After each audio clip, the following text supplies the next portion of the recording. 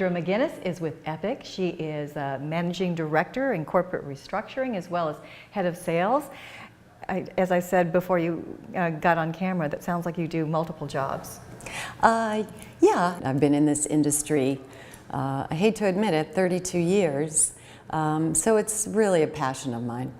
Well, you were speaking today at the symposium, and I know that was taped, and so people who are watching M&A TV will be able to see some of that. So let's dig a little bit deeper and talk about some things like specifically companies that are under stress right now, and then maybe we'll talk about the ones who have adapted well in this particular environment.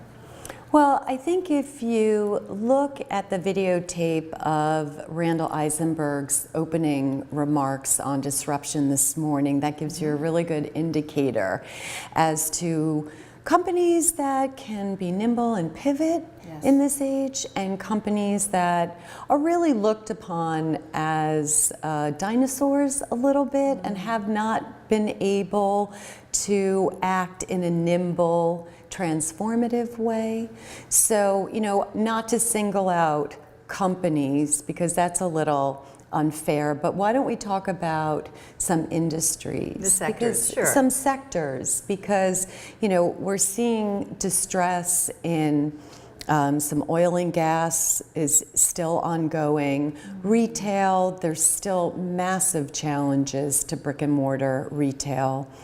Casual dining is really not doing well. I think with the advent of consciousness with better food choices, certainly our young adults are eating better and doing things in a more healthier type lifestyle. So I think that's going to affect sectors that have just stuck to their knitting and not really embraced the digital age or supply chain efficiencies, or in the case of food and casual dining, better choices, better health, better decision making. And what the millennials do, you know, a lot of them they order out, or order in rather, I should say, and not adapting to things like that.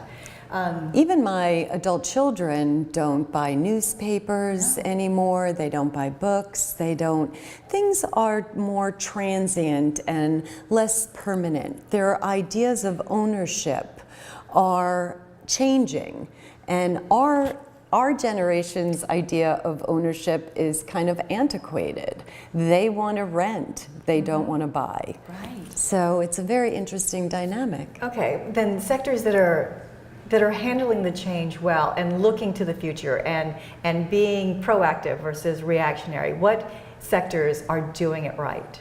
Well, I think if you look at some of the retailers that are really on the pulse of what their customers want, they're doing more online, they're doing more user-friendly shipping, returning, you know, just making choices and action easier to do and undo. So I think that those companies are certainly pivoting in a way that will keep their customer base. There are some sectors that I think are just a little bit slower on the uptake to dovetail to the needs of their customers. Sure. Okay, and that's expected.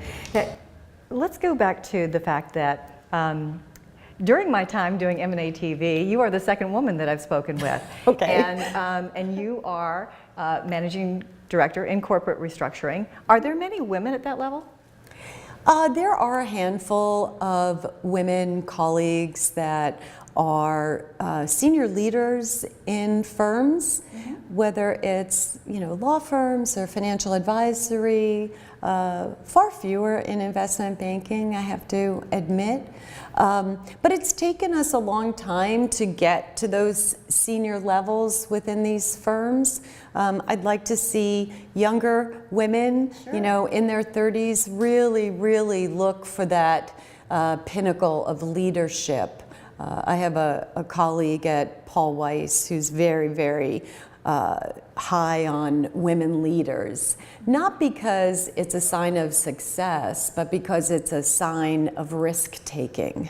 And I really enjoy that perspective because it takes a lot to hold yourself out there as a leader in this industry, and certainly as a woman leader. So I love it because it really shows bravery and risk that I think inspires other women. And it kind of goes with the industry too. Correct. And risk. Correct. When it comes to restructuring. Well, if there is a young woman watching this and they see the position that you're in, speak honestly about the challenges they may face. Well, you know, I have a saying, feel the fear and do it anyway. So I think if you feel the fear, but you're okay to do it anyway, no matter what happens, you'll be all right and you can navigate the consequences. So I really do think that restructuring, right now, we're on the precipice of a recession-like environment. I'm not an economist, I'm not smart enough to opine, you know, on when the recession is coming, but I feel comfortable saying that we are heading into a recession-like environment. So for young women, I think now is the time to really, really get embedded and get ready for increased volumes of work and really to be a standout performer and colleague and contributor in your firm. And I think that will definitely be a good agenda to follow in the next 2 to 3 years as we get busier in restructuring. And it sounds like there may be great opportunities for women. Yes, it is. It's a very tough lifestyle for women, especially on the financial advisory side, because there's a lot of travel and navigating a family and the demands there too. It's difficult, but you know, for those of us who cover a ton of gray hair, we've done it and we've managed it, and our kids are fine. So they'll be okay. Deirdre, you say you love it too.